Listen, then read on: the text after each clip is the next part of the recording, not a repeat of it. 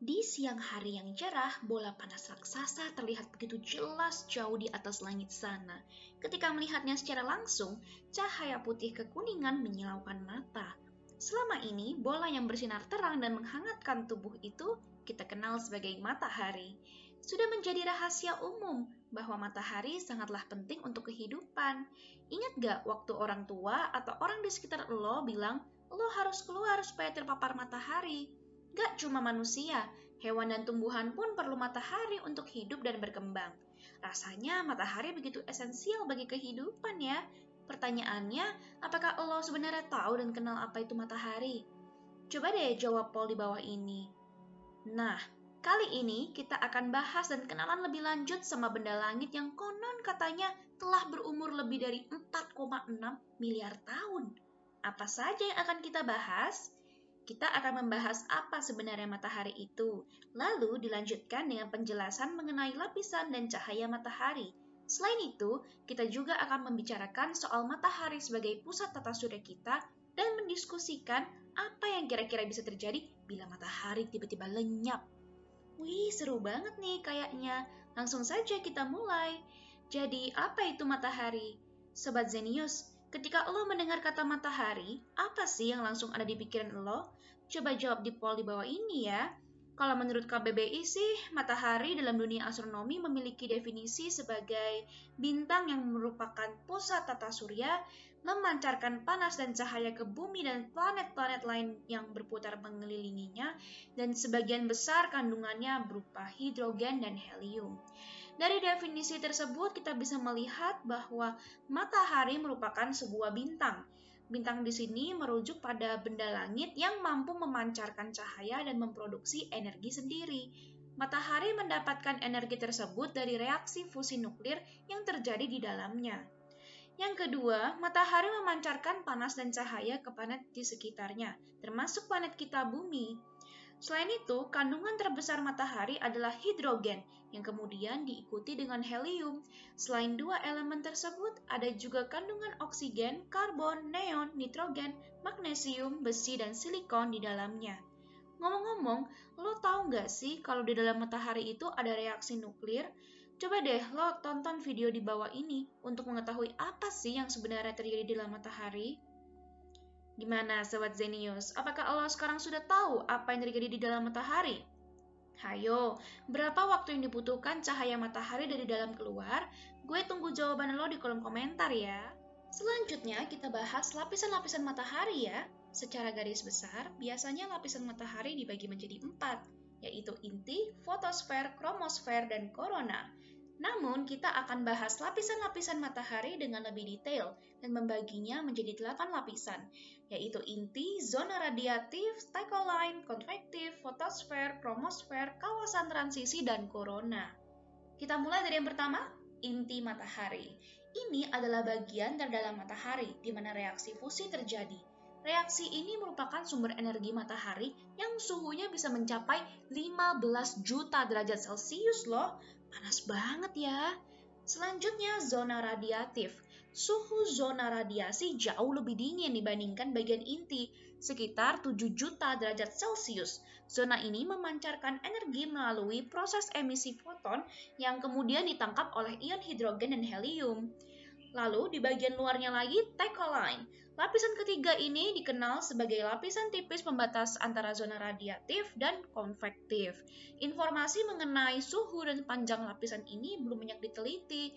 Peneliti menduga lapisan ini memiliki peran penting dalam menjaga aktivitas magnetik di dalam matahari.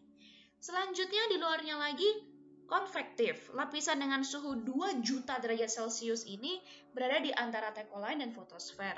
Proses konveksi yang terjadi di dalam lapisan konvektif mengalirkan energi ke segala arah. Lalu di luarnya lagi fotosfer yang memiliki suhu kurang lebih 16 derajat Celcius dengan ketebalan 300-500 km. Batas fotosfer dengan lapisan lainnya nggak begitu jelas. Lapisan ini mengeluarkan cahaya yang paling kuat dan terang, yang kita lihat sebagai cahaya matahari di bumi untuk penerangan sehari-hari. Selanjutnya, kromosfer. Dengan ketebalan 16.000 km, lapisan kromosfer yang berada di luar fotosfer ini bertindak sebagai atmosfer matahari. Suhu lapisan ini kurang lebih mencapai 7.700 sampai 9.800 derajat Celcius. Ketika gerhana matahari total, kromosfer terlihat seperti gelang merah di sekitar bulan. Selanjutnya, kawasan transisi. Lapisan transisi memiliki ketebalan sekitar 100 km saja. Kawasan ini memisahkan lapisan korona yang sangat panas, yang suhunya mencapai 500.000 sampai 1 juta derajat Celcius, dengan lapisan kromosfer yang lebih dingin, yang suhunya 7.700 sampai 9.800 derajat Celcius. Lalu yang paling luar, korona. Lapisan luar atmosfer matahari ini memiliki warna keabu-abuan yang dihasilkan dari proses ionisasi atom-atom. Suhu lapisan ini kurang lebih 500.000 sampai 1 juta derajat Celcius. Dan ketika gerhana matahari total, korona tampak lebih jelas seperti mahkota dengan warna keabu-abuan. Selanjutnya kita bahas cahaya matahari. Sebenarnya cahaya matahari merupakan radiasi elektromagnetik. Cahaya ini biasanya ada yang infrared, ultraviolet, dan yang terlihat secara langsung oleh mata. Nah, bila dilihat dengan mata telanjang manusia di bumi, cahaya matahari yang bisa dilihat, yang bukan infrared maupun ultraviolet, itu cenderung berwarna putih kekuningan. Namun, sebenarnya cahaya matahari memiliki berbagai spektrum warna bak pelangi. Gue pernah membahas bagaimana spektrum warna tersebut tersebar dan membuat langit berwarna biru. Coba deh lihat penjelasannya di artikel di bawah ini.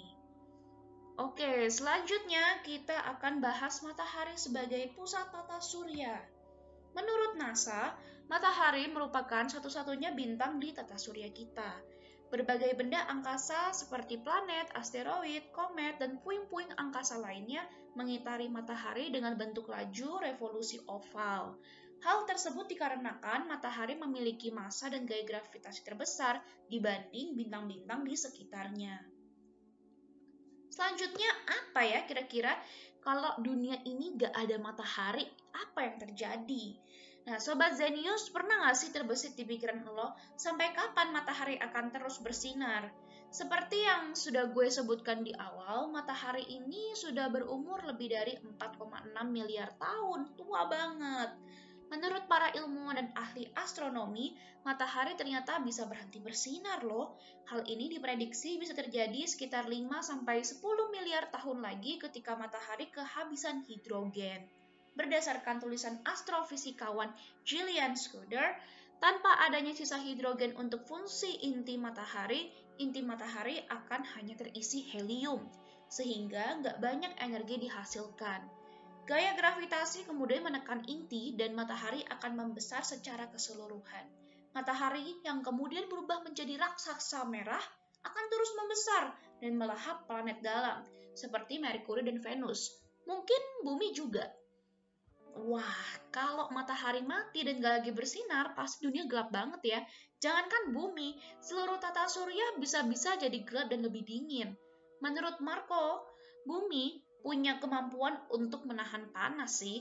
Jadi, kemungkinan temperatur permukaan bumi akan menurun dari waktu ke waktu. Suhu atmosfer bumi saat ini mencapai 300 Kelvin. Menurut perkiraan Marco, tiap 2 bulan suhu akan turun 2 kali lipat. Jadi, setelah 2 bulan, suhu akan turun ke 150 Kelvin. Dan 2 bulan kemudian menjadi 75 Kelvin. Padahal titik beku air itu 273 Kelvin loh. Wah, serem banget ya. Berarti dalam beberapa minggu saja, bumi sudah terlalu dingin untuk ditinggali tanpa matahari.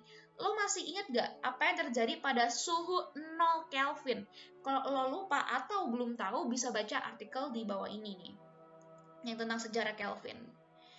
Oke, melihat dari perkiraan di atas, berarti kehidupan bumi akan mati. Dengan adanya panas dari perut bumi, ya ada indikasi bakteri yang masih bisa bertahan walau di dalam kondisi yang ekstrim. Kalau menurut lo, kira-kira apa yang terjadi kalau matahari menghilang atau mati? Coba share di hipotesis lo di kolom komentar ya. Gue penasaran banget nih. Terus gimana nih Sobat Zenius? Apakah lo ada pertanyaan seputar topik kita kali ini? Atau mungkin lo ada ide untuk artikel selanjutnya? Kalau lo punya pertanyaan maupun pernyataan, jangan ragu buat komen di kolom komentar, oke? Sampai di sini dulu artikel kali ini dan sampai jumpa di artikel selanjutnya. Ciao!